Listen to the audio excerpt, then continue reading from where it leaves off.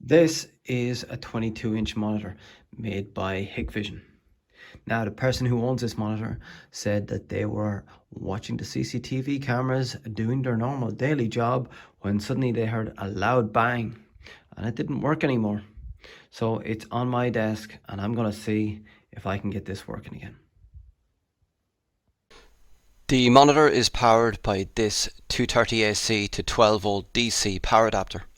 Now, if anybody thinks that they've immediately seen the fault here and spotted these two wires being cut, that was my handiwork when I was taking the cover off it. So this actually isn't the fault, this is further damage that I've actually caused to it.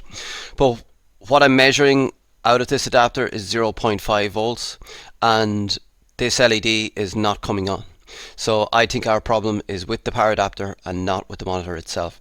So I'm going to take some pictures of the circuit board on this and I'm going to see if we can fix it. Working on electronic circuits comes with a risk of serious injury. This video is for educational purposes only. Please do not attempt to work on any electrical circuits unless you have the required training and experience. Do not attempt repairs yourself. Thank you. I've scanned in a picture of the circuit board and this is what it looks like. So just a quick back of the envelope description of what this does. This takes 230 volts AC as an input from our C13 connection right here. It passes that into an EMI RFI filtration system here. It's just a number of passive components, capacitors, inductors and a fuse. That goes up to the bridge rectifier. It's rectified to 320 volts DC at this point. That 320 volts DC is then fed to an oscillation circuit where it's chopped up and sent to a transformer. And then that transformer is rectified by a number of diodes in the third section, which is this section down here. And we should expect to find 12 volts DC on the output. That's just a very quick explanation of the circuit. But I'm going to show you how I test this. Before doing anything with this power adapter, I located the main filter capacitor, which is this giant capacitor right here. I discharged it and then measured the voltage across it to make sure that there was no voltage on this that could do me any harm. Now, the person who was using this monitor said that they experienced a loud bang before it stopped working. Now, this is good for us because it should mean that there's some component on this board that has catastrophically exploded and it should be very easy to identify. But to start off with, what I'm going to do is I'm going to track the input section, see is the fuse blown, and see are we good up to at least the bridge rectifier. So we have a C14 connection bringing our power onto the board, and those 3 pins are live, earth and neutral. So we're going to first follow the path of the live wire. Following the track of the live wire, we see that it comes down this track here. I'm going to mark that out. Then it hits an inductor right here. After the inductor, it moves along this track up to this point here. And then a second inductor. And then it connects to one of the center pins of the bridge rectifier. And we're going to mark that as just with a little L on it, just to say that that's where the live wire connects. The neutral wire connects to here and it follows this path along here to this position.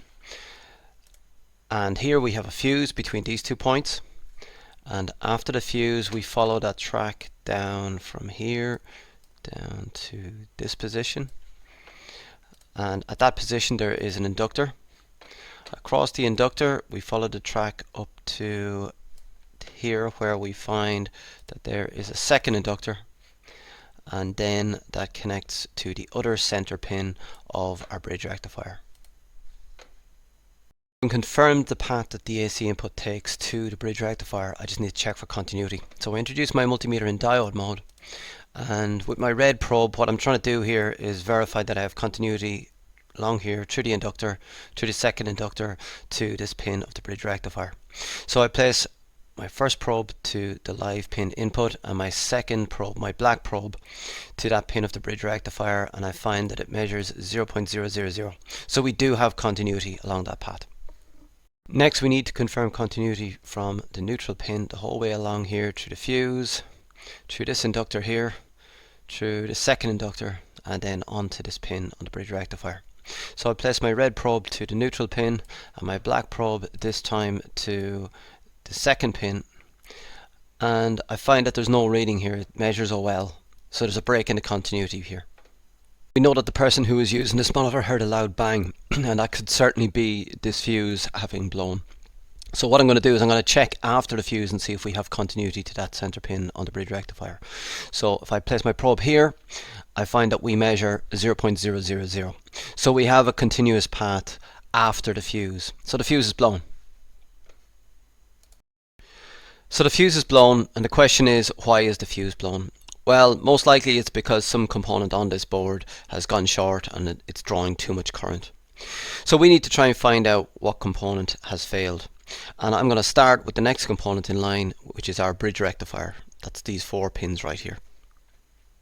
Now the function of the bridge rectifier is to convert our mains 230 volt AC into about 320 volts DC. There are 4 independent diodes sometimes, but most commonly with these you see them coming in one package. So this is just basically one package with 4 diodes in it, and this is the common bridge rectifier configuration of those diodes. So what I'm going to do is I'm going to draw in this configuration onto our board and show you how we check those. I've tried a number of different ways to superimpose the bridge rectifier circuit on top of the image of the motherboard, and this is what I've come up with. So we have our 4 pins right here. I've marked an L and an N just to tell me which of the wires on the input are connected to the center pins of the bridge rectifier, and this is the diode configuration.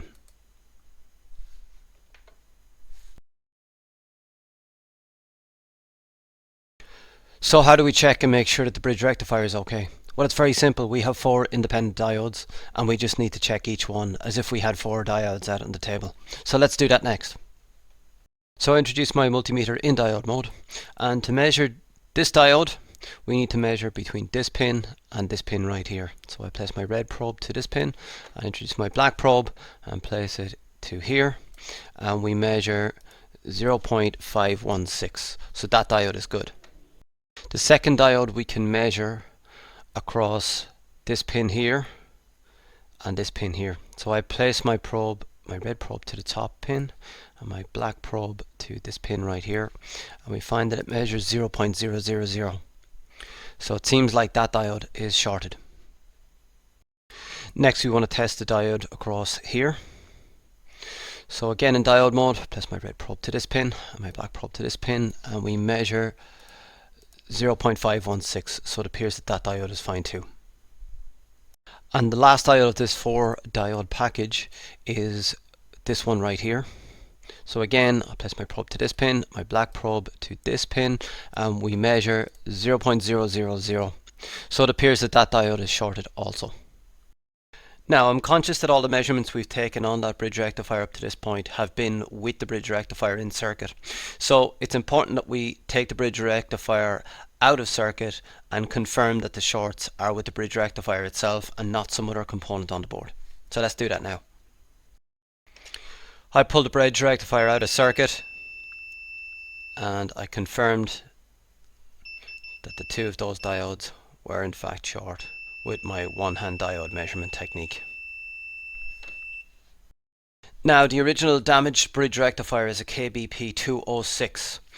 This one I found in this old circuit board, which is a KBP206GL, which apparently allows for a couple of extra amps. So I'm going to replace the damaged bridge rectifier with this bridge rectifier.